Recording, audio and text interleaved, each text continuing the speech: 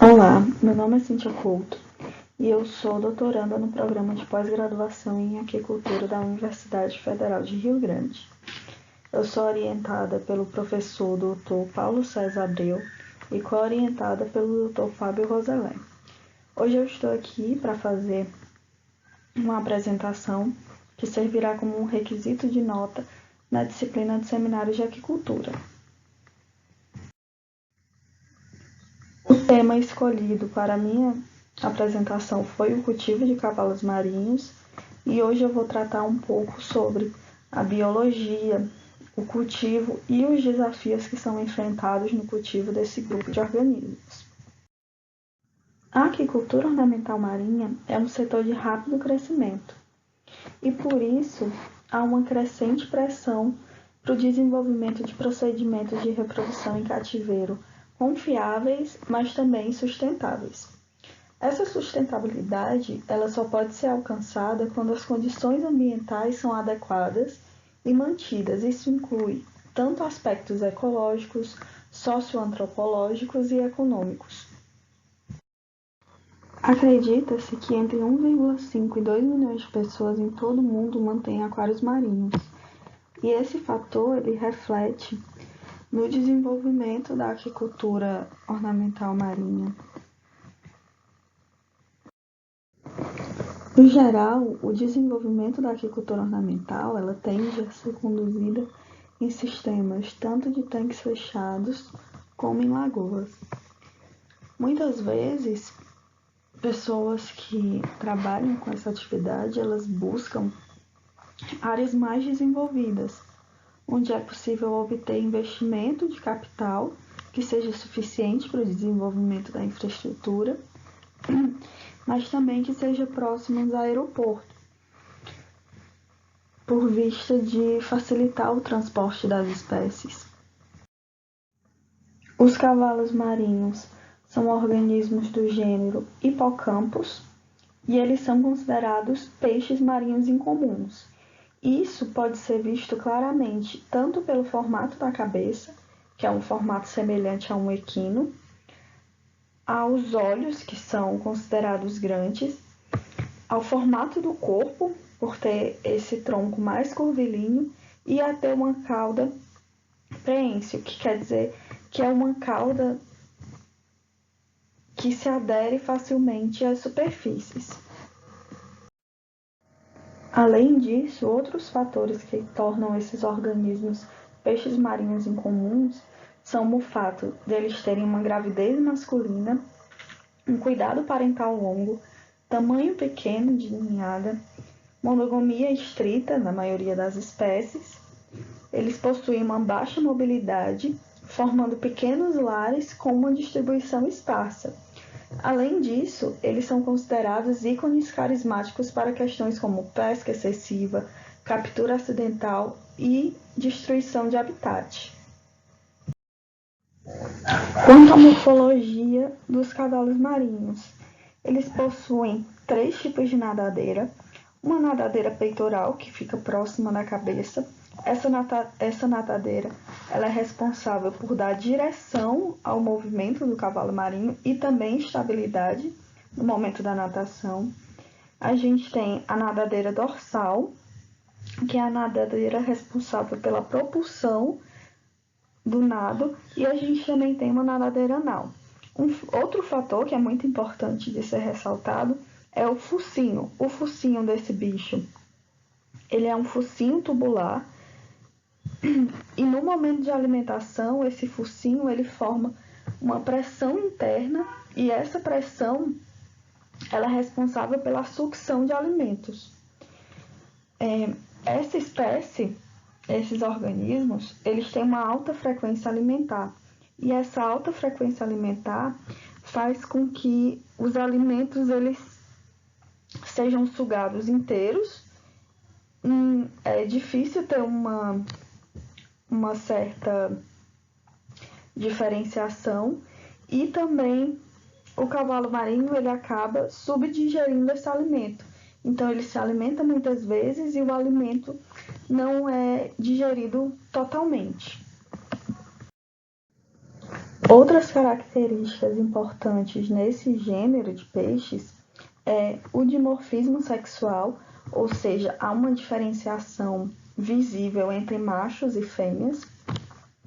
Aqui a gente vê um macho e uma fêmea.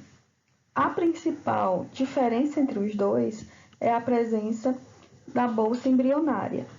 Como eu já havia comentado, a gravidez é masculina.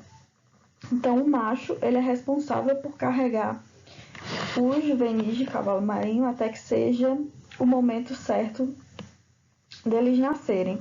Enquanto que a fêmea ela só possui ossos. Aliás, a fêmea possui somente placas ósseas. Outra característica muito interessante desse grupo de organismos é o mimetismo.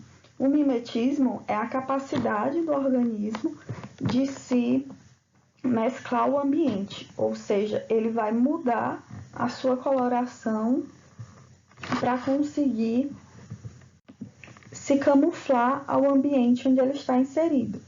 Aqui eu trouxe alguns exemplos.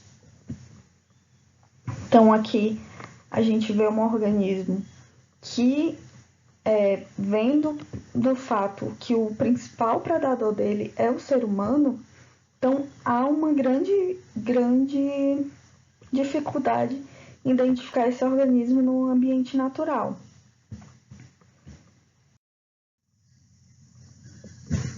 Os cavalos marinhos, eles habitam principalmente regiões onde eles podem se fixar, sejam tapetes de ervas marinhas ou de macroalgas, recifes de corais, manguezais e estuários. E aqui a gente consegue ver também essa questão do mimetismo, que dependendo do ambiente onde o cavalo marinho está associado, ele vai ter uma diferenciação de coloração.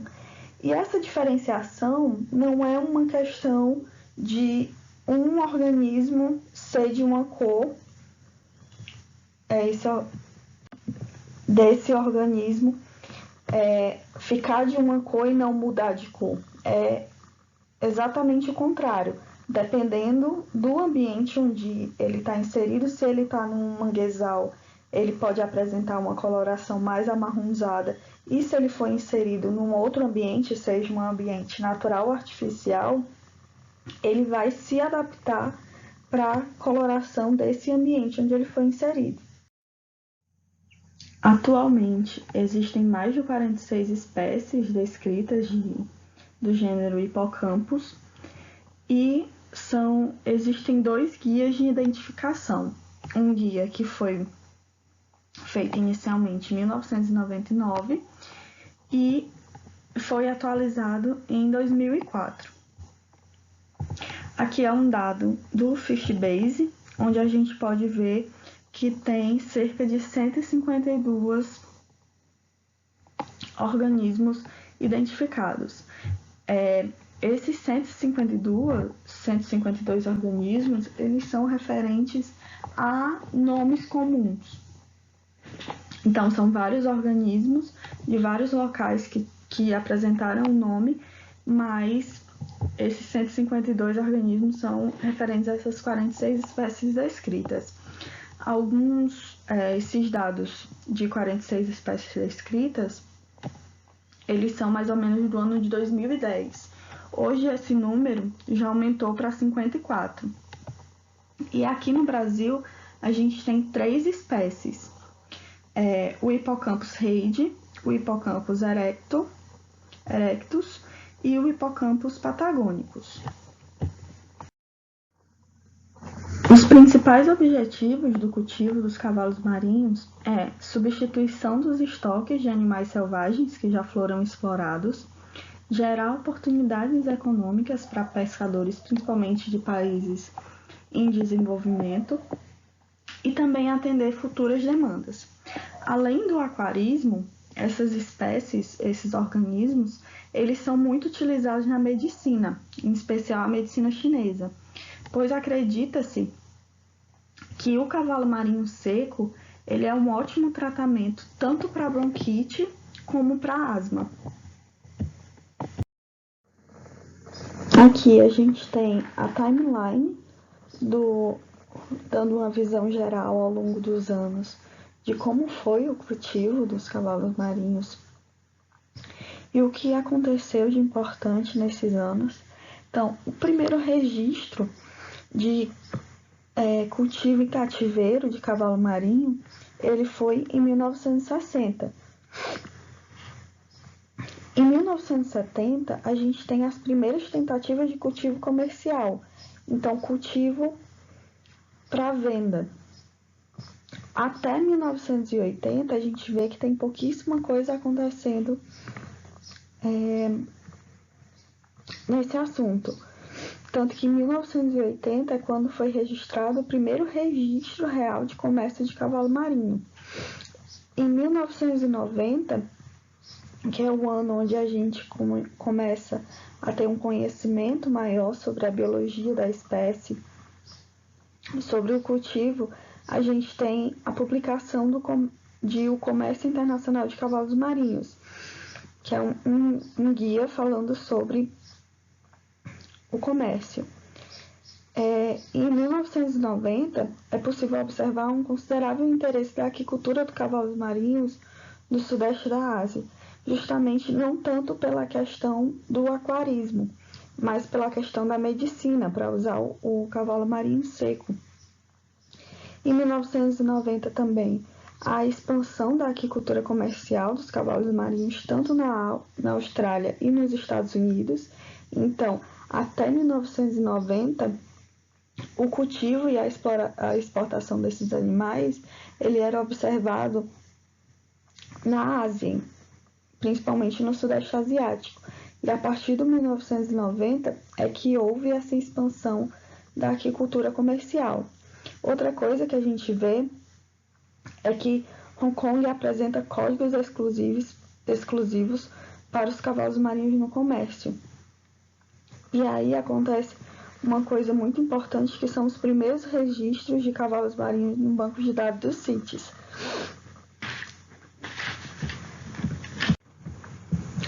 Que nada mais é do que a Convenção para o Comércio Internacional de Espécies Ameaçadas de Fauna e Flora Selvagem. Então, em 1990 mesmo, já é observado que esses organismos eles estão sendo super explorados na natureza. E no começo dos anos 2000, os cavalos marinhos eles são listados no apêndice da CITES. E essa listagem ela entra em vigor na mesma década, mas isso é importante para ressaltar que esses organismos, todas as espécies dos gêneros Hippocampus, eles foram considerados como ameaçados de extinção. Um reflexo do que eu falei no slide anterior é que a gente pode ver que o número de publicações elas eram praticamente inexistentes até o começo dos anos 80.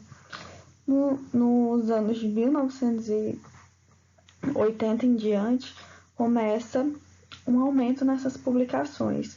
No início é um aumento que ele se refere principalmente a publicações do Sudeste Asiático, que era onde estava tendo atividade, e no início dos anos 90, onde a gente vê um aumento considerável dessas publicações, é justamente o momento em que a Austrália e os Estados Unidos eles entram nessa produção. E esse é um aumento que ele continua, aqui a gente tem até o ano de 2007, mas a partir dos anos 2000 houve um aumento muito mais considerável de publicações nesse assunto. Aqui no final da aula eu vou trazer algumas publicações atuais que falam sobre o cultivo dos cavalos marinhos.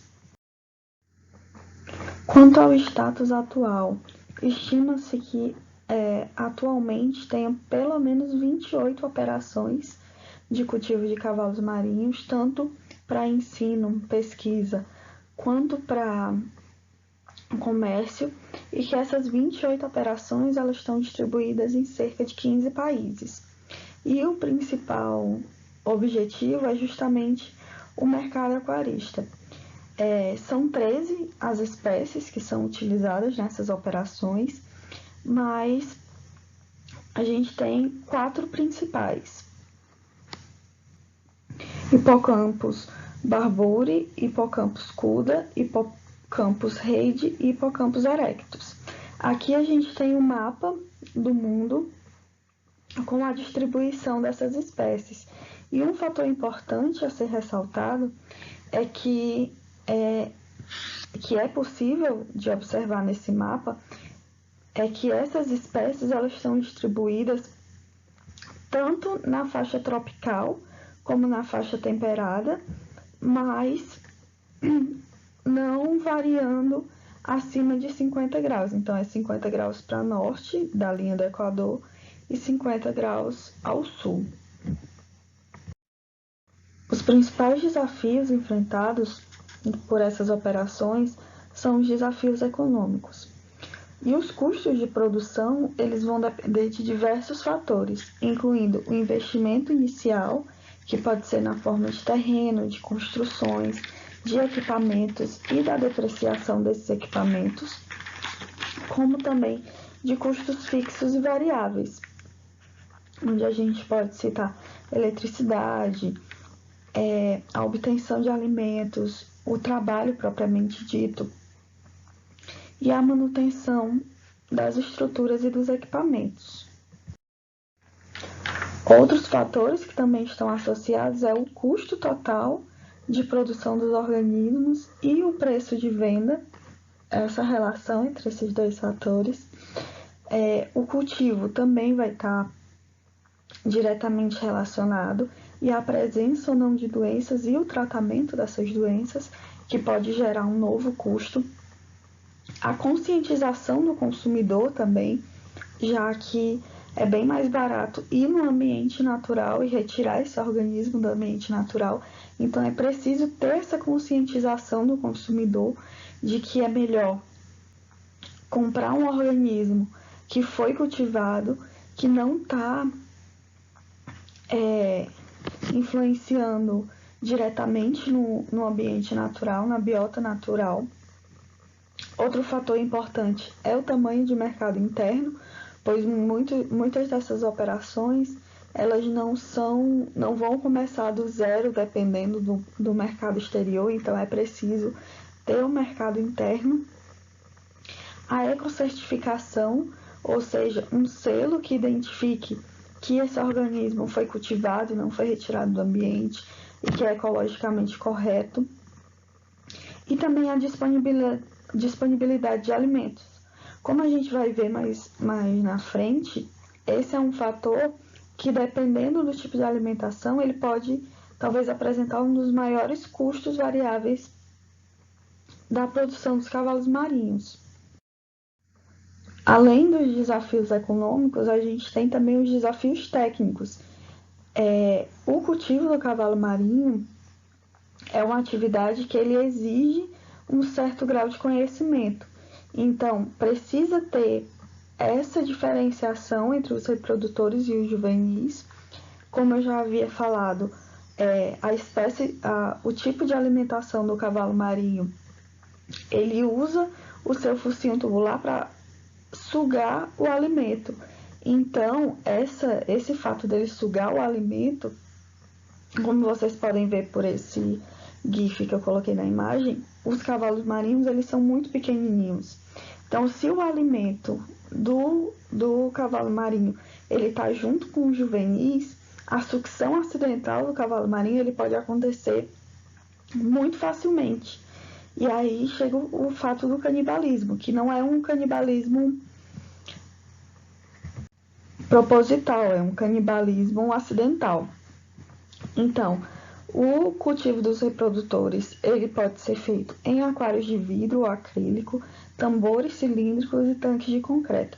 Um fator importante a ser ressaltado é muitos desses empreendimentos eles têm buscado utilizar tecnologias como a utilização de filtros biológicos, filtros mecânicos, Já os juvenis, eles podem tanto ser colocados em aquários de vidro, recipientes cilíndricos, recipientes circulares e tanques de concreto.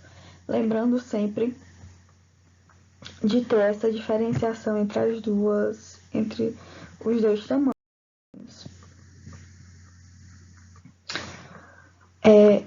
Ainda nos desafios técnicos, a temperatura ideal, ela vai depender, e aí vai depender de qual a região natural desse organismo.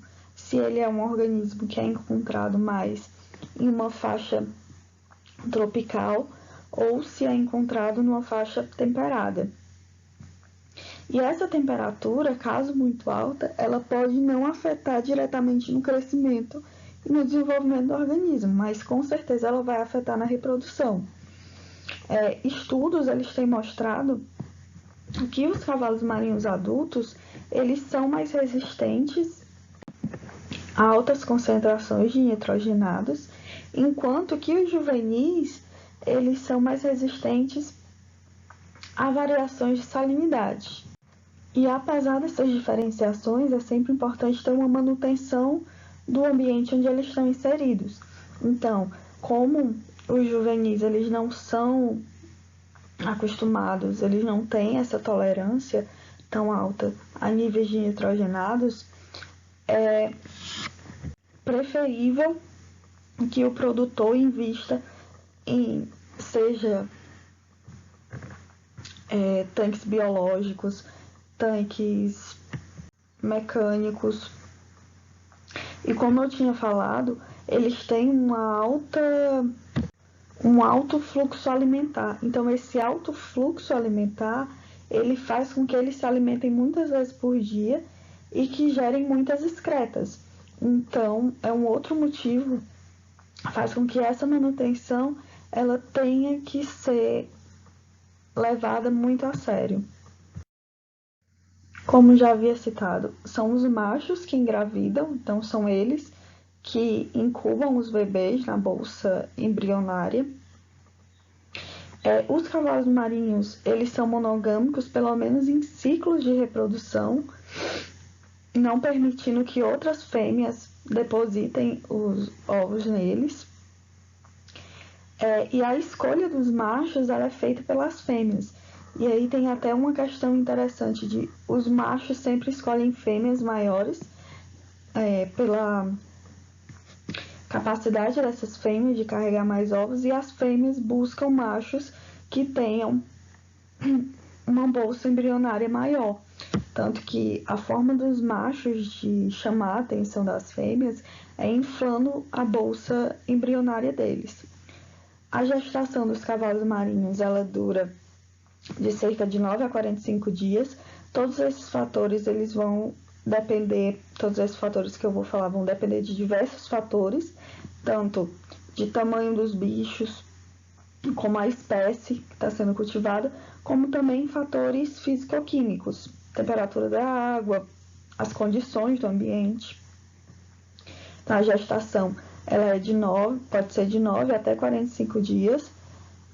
Os cavalos marinhos eles costumam ter de 100 a 300 crias por gestação. O tamanho das crias ela vai variar de 2 a 20 milímetros. E o juvenil de cavalo marinho ele vai ser considerado maduro, vai atingir a sua maturidade de 4 a 12 meses. Como eu havia já comentado, a alimentação ela é o principal fator que gera custos na produção dos cavalos marinhos. Na natureza, os cavalos marinhos eles costumam se alimentar de zooplâncton no geral. Então, eles podem se alimentar de ofípodes, decápodes e mesídeos. Só que no cultivo, a gente não costuma ter tanta abundância de alimento natural. Isso ocorre principalmente por conta dessa necessidade de manutenção da qualidade de água. Então, no cultivo em geral, os adultos eles são alimentados por artêmias, rotíferos ou copépodes, que são 3 organismos que eles são muito utilizados como alimento vivo. Já os juvenis, eles também podem se alimentar de náuplios de artêmia, que são artêmias recém-eclodidas, de rotíferos e copépodes. É importante ressaltar que, apesar dos alimentos praticamente serem os mesmos, artêmias, rotíferos e copépodes, que o tamanho desse alimento ele vai depender muito do tamanho do focinho. Se o alimento ele não consegue entrar no focinho, então ele não vai ser digerido pelo cavalo marinho. A escolha desse alimento também vai depender de outros fatores, como a presença de espinhos no alimento. Algumas espécies de rotífero, por exemplo, elas se tornam inviáveis como utilização de alimento vivo para essas espécies. Mas é também importante ressaltar que talvez a oferta de um único tipo de alimento não seja a escolha mais sensata. É importante, e existem já artigos que falam sobre isso, sobre a importância de fazer uma mistura de diversos organismos e também o enriquecimento desses organismos, seja ofertando outro alimento vivo como as microalgas. Um outro desafio técnico para o cultivo desses organismos são as doenças. E as principais causas dessas doenças, elas estão associadas às altas densidades. Então, altas densidades, elas vão gerar um estresse, e esse estresse ele vai favorecer a presença de patógenos dentro dos organismos. As principais doenças que são encontradas são as vibrioses e são as micobacterioses. As vibrioses, elas são doenças que são mais fáceis de tratar, que podem ser tratadas com antibióticos. A micobacteriose, ela não é tão simples assim de ser tratada, mas ela também não é um tipo de doença que vai aparecer com tanta facilidade quanto as vibrioses. Uma outra doença que aparece, que é uma doença que é bem mais comum nos cavalos marinhos, é a doença da bolha de gás. Essa doença, ela acontece através da formação de gás, tanto na bolsa de criação, ou um efizema subcutâneo no segmento da cauda, ou ainda uma inflamação excessiva da bexiga natatória. Ela pode ser causada por uma supersaturação de gás, ou seja, quando no ambiente de cultivo tem uma aeração muito forte, uma aeração com muitas bolhas, o cavalo marinho pode acabar tendo essa bolha de gás. Ou também, uma coisa que pode estar associada são a presença de agentes infecciosos. E o principal tratamento para essa doença é a aspiração das bolhas e também o uso de antibióticos. Agora eu vou falar um pouco sobre alguns artigos recentes sobre o cultivo de cavalos marinhos. Aqui a gente tem um artigo que ele foi publicado na Aquaculture no ano de 2019, e é um artigo que ele trata sobre as oportunidades e restrições do desenvolvimento da aquicultura de baixo custo de cavalos marinhos em estuários de mangues.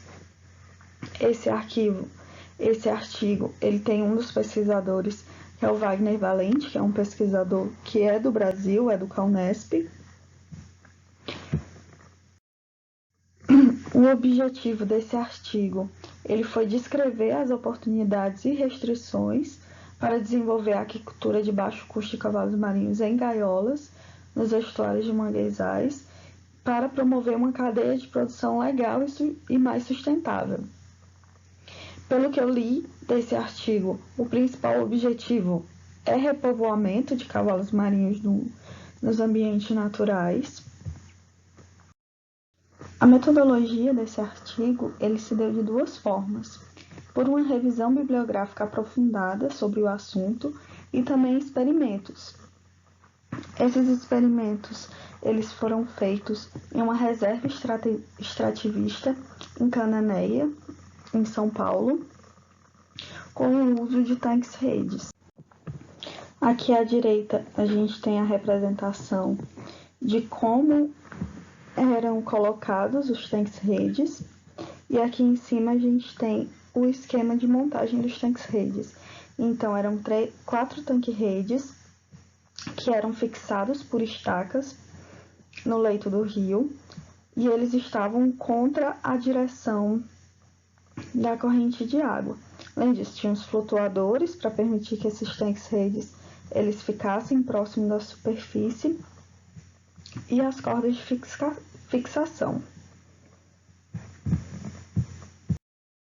Como resultado, eles obtiveram que houve um crescimento significativo das espécies. Então, a gente vê aqui, foi um experimento com um total de 133 dias, onde a gente pode observar que com 3 dias de idade ele estava com cerca de 1,3 centímetros. No B, onde já tinha 39 dias de cultivo, ele já tinha atingido cerca de 3 centímetros. Com 56 dias, que é a figura C, ele já tinha atingido 4,5. Na figura D, ele já estava com 6 centímetros.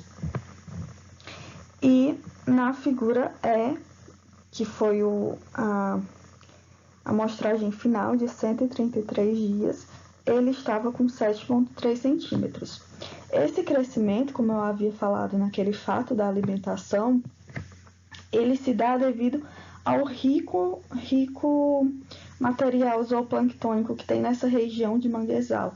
Então, nesse caso, não era ofertado alimento externo para os cavalos marinhos e eles se alimentavam, então, do que estava ali estava passando com a água. O tanque-rede, ele é uma estrutura muito interessante para o cultivo dessa espécie, pelo fato dela sempre buscar se fixar a alguma superfície. Então, essa estrutura do tanque-rede, a malha do tanque-rede, ela permite justamente essa fixação do cavalo marinho. Como conclusão desse trabalho, eles viram que o cultivo de cavalos marinhos em estuários de manguezais, ele pode ser uma alternativa para a produção de baixo custo e atender a enorme demanda por espécimes secos. Além disso, também produziu os cavalos marinhos para aquarismo. E esse fator de ser um cultivo de baixo custo é justamente a relação de não precisar ter um gasto com alimentação. Certamente existe um gasto de ter que fazer uma manutenção da estrutura e também ter alguém responsável por vigiar o local, mas o fator alimentação, que é um fator que causa um maior risco, ele não precisa nesse tipo de estrutura. O segundo trabalho que eu trouxe, ele também foi publicado na Aquaculture no ano de 2018 e ele trata da influência da dieta no desenvolvimento inicial de 2 espécies de cavalos marinhos, o Hippocampus glutalatus e o reid. O primeiro trabalho eu esqueci de comentar, mas a espécie que eles trabalharam foi o Hippocampus reid, que é a espécie que é encontrada na região.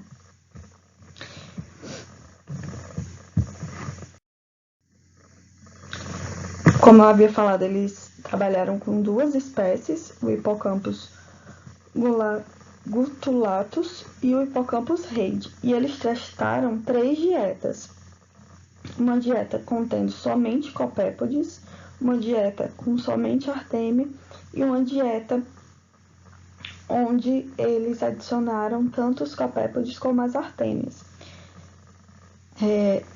Uma coisa um pouco recorrente de se falar, mas há essa importância de ter uma variação na alimentação. Então, eles tentaram testar se nesse caso, para o cultivo, é melhor alimentar somente com uma espécie, com um organismo, ou fazer a mistura dos dois. Nesse caso, eles, além de tratarem de aspectos nutricionais, eles também trataram de aspectos econômicos. Então, por exemplo, a artêmia, ela é obtida através de cistos encapsulados. Então, esse fato dessas artêmias serem obtidas dessa forma gera um custo muito alto. Já os copépodes, eles foram obtidos no ambiente natural e foram cultivados com microalgas. Então, isso também gera um custo, mas um custo que pode não ser tão grande quanto o uso da artêmia. Como resultado, para o hipocampus rede, aqui a gente tem no eixo X do gráfico os dias de cultivo e no eixo Y a sobrevivência. E a gente tem uma linha sem pontilhação, o grupo C, ou seja, o grupo que era alimentado somente com copépodes. O grupo A, que é uma linha pontilhada maior, um grupo que era alimentado somente com artêmia. E a linha totalmente pontilhada, que é o grupo que era alimentado com os dois tipos de alimento, tanto copépodes quanto artêmia. A gente consegue observar o quê? Que o grupo que teve o melhor crescimento foi justamente o grupo C, ou seja, o grupo que era alimentado com copépodes. E isso pode ser vista dos copépodes serem cultivados com microalgas como alimento. Esse fato dessas microalgas serem um alimento, eles fazem com que esses copépodes sejam enriquecidos com ácidos graxos e outros compostos. A gente vê que o segundo melhor grupo, ou seja, foi o grupo CA. Então, foi o grupo que tinha copépodes, mas também tinha artêmia. E o pior grupo, o grupo que teve a menor sobrevivência, foi o grupo que foi só alimentado com artêmia. Então, a gente já vê que os copépodes, eles apresentaram uma superioridade nessa espécie de cavalo marinho. Para o hipocampus gutulatus, a gente vê novamente no eixo X os dias de cultivo, que vão até um mês, e no eixo Y a sobrevivência. Novamente, o grupo C é o que não é pontilhado, o grupo A é o grupo que é seccionado e o grupo CA é o grupo pontilhado. Novamente, eles observam que até pelo menos o dia 5, 6 de cultivo, não há diferença entre nenhum dos grupos. A partir do dia 6, começa a diferença. Então, a gente vê claramente que o grupo A, que é o grupo que era alimentação só com artêmia, ele foi muito inferior já a partir do início do cultivo ao grupo que era alimentado somente com copépodes. E a gente vê que o grupo que tinha copépodes e artêmia, ele era semelhante ao grupo só com copépodes, mas que a média foi um pouco inferior.